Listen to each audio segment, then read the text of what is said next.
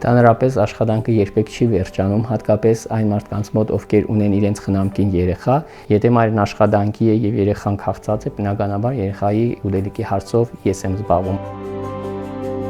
Կինը նաև իր աշխատանքով շատ կարևոր օրինակ է նաև իր երեխաների համար, որովհետև ինքը մշտապես կրթվում է, մշտապես նոր հմտություններ է ձեռք բերում, իր կարողություններն է զարգացնում ու դա էլ իհարկե երեխայի դաստիարակության մեջ է շատ մեծ դեր խաղում։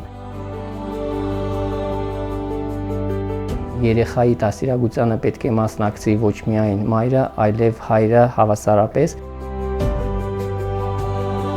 Երբ որ արդեն մեր փոքրիկը կար, պիտի գնայի մեկ շաբաթյա թաշկմանության, մարզով պիտի պտտվեի, կարողացել եմ դուրս գալ հենց այդ իր մասնակցության շնորհիվ։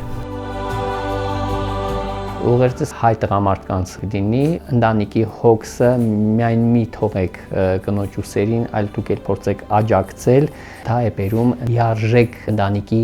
մոդելը։